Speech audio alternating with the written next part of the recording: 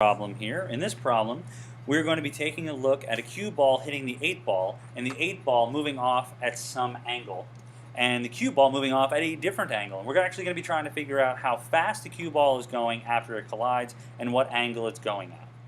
So first thing we want to know is what's the mass and the velocity of everything that we have. And we know the mass of the cue ball before is 0.26 kilograms. You know the speed of the cue ball before is 1 meters per second. And since the 8 ball is not moving before the collision, the only source of initial momentum comes from the cue ball. So if we know the cue ball's initial momentum, which is going to be all in the x direction, then we'll know the final momentum when we add up the momentum of each of the balls.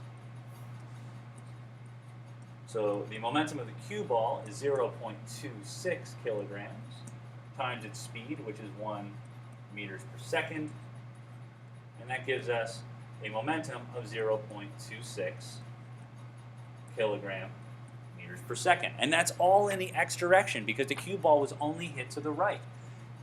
What that means is when we are done, the y momentum of the cue ball and the 8 ball need to cancel. They need to add up to be 0. And in the x direction, the momentum of the 8 ball and the momentum of the cue ball have to add up to be 0.26 because it can't be any higher because it can't gain momentum from nowhere, and it can't be any less because we know that momentum has to be conserved. Now that we have that, what we're going to be able to do is take a look at the other place where we have numbers, which is the 8 ball after the collision. We still know the mass of the 8 ball, and we know how fast it's going, and we know how fast it's going at a particular direction. So with that information, I'm going to figure out the momentum of the 8 ball after the collision, and we're going to start in the x direction, so the left and right. To do that, it's still m times v, but we need the mass of the 8 ball times the velocity in the x direction. And if we make a little right triangle out of the dashed line and the 0.9 meter per second speed, we know that to find the x speed, we're going to have to do cosine of 35 degrees multiplied by the speed, which is 0.9 meters per second. And from that, when I plug in my mass, which is 0.15, and I multiply all this out in my calculator, I should get that my x direction momentum for the 8 ball is 0.11 kilogram meters per second. In the y direction, momentum of the 8 ball in the y direction after the collision is going to be very, very similar, but instead of cosine, we're going to be using sine.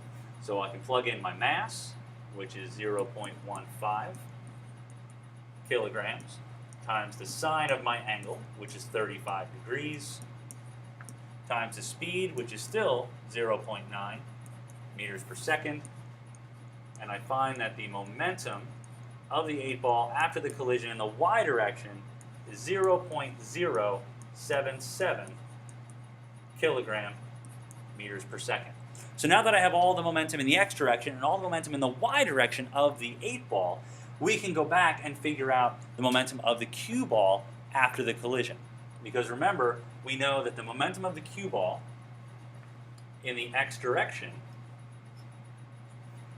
after the collision needs to be equal to the total momentum minus however much momentum that 8 ball took in the x direction. Because the momentum of the cue ball initially is the max, is what it's got to be. So the 8 ball took some of that momentum. It took 0.11 kilogram meters per second of that momentum, but the rest of it needs to be still with the cue ball. So you take that total and you take away how much the 8 ball took from the cue ball initially, and you'll have how much momentum in the x direction the cue ball has left. So that total momentum was 0.26 kilogram meters per second. That's the total initial momentum, 0.26 kilogram meters per second. And we're going to take away the momentum that the 8 ball took from the cue ball in the collision. And when we do that, we find that the cue ball, after the collision in the x direction, keeps a momentum of 0.15 kilogram meters per second. Now we're going to be able to figure out the momentum in the y direction very, very easily, because initially all that momentum that the cue ball had was only in the x. That was only x direction momentum. So the 8 ball gained 0.077 kilogram meters per second of momentum in the y, which means that the cue ball has to have the exact same amount of momentum, just downward. It's got to be negative. So I'm going to write that in the top right corner because I'm just about out of room, but my momentum of the cue ball in the y direction after the collision has to be exactly opposite of the 8 ball momentum in order to make sure that when you add the two, they would be 0. So I know that the momentum in the y direction for the cue ball is negative 0.077. So now that I have the momentum in the x direction, and I have the momentum in the y direction, we can find out what the total momentum of the cue ball is, find the speed from there, and the angle. I'm just going to go to another slide to do that. So now I'm going to draw a triangle out of those momentums. So the momentum in the x direction of the cue ball,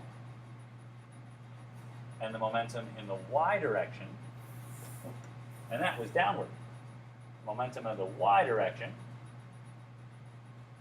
of the cue ball, and the actual momentum of the cue ball is going to be the hypotenuse of that. So what we can do here is we're going to be able to solve for the actual momentum of the cue ball, which I'm now going to write in red, using the Pythagorean Theorem. We just have a right triangle here, so the cue ball's x momentum squared plus the cue ball's y momentum squared, and that's after the collision for both. Put little primes there, make sure we remember this is after the collision. We can start plugging in some numbers. And in the x direction, we had 0.15 kilogram meters per second. And in the y direction, we had negative 0.077 kilogram meters per second.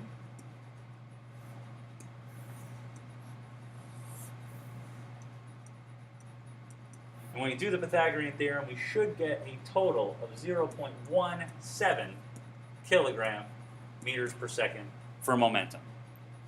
Now, in order to find speed, we know that the momentum of the cue ball has to equal the mass of the cue ball times the speed of the cue ball after the collision, because we are talking after the collision for each of these total momentums. So all we have to do is divide by the mass. So the momentum of the cue ball divided by the mass of the cue ball equals the velocity of the cue ball after it collided. So 0.17 kilogram meters per second over the mass, which was 0.26 kilograms. And when we plug that in, we get a speed for the cue ball of 0.65 meters per second. We're almost done. We need the angle of this, and we're looking for, if you look up here at our triangle, we're going to look for this angle right down here. So that unknown angle, we'll just put a little question mark, if that's what we want, or a tiny little question mark. And we're going to be able to use our right triangle geometry in order to find that. I know the x momentum, I know the y momentum, so that's the opposite, adjacent sides. So I'm going to use the tangent. So start with tangent of my unknown angle equals my opposite side, which is my y momentum, over my adjacent side, which is my x momentum. Just have to do the inverse tangent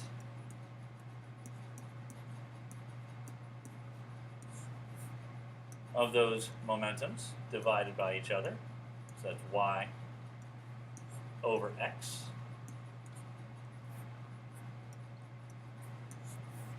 And plug in my numbers.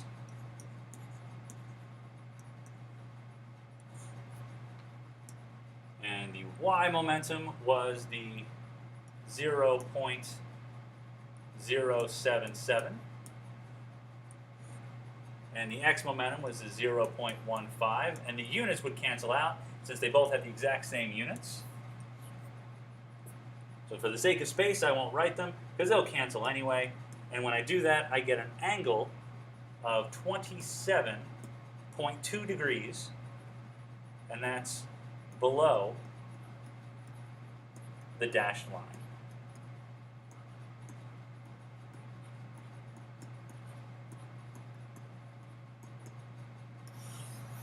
So that's the direction, and there's the speed.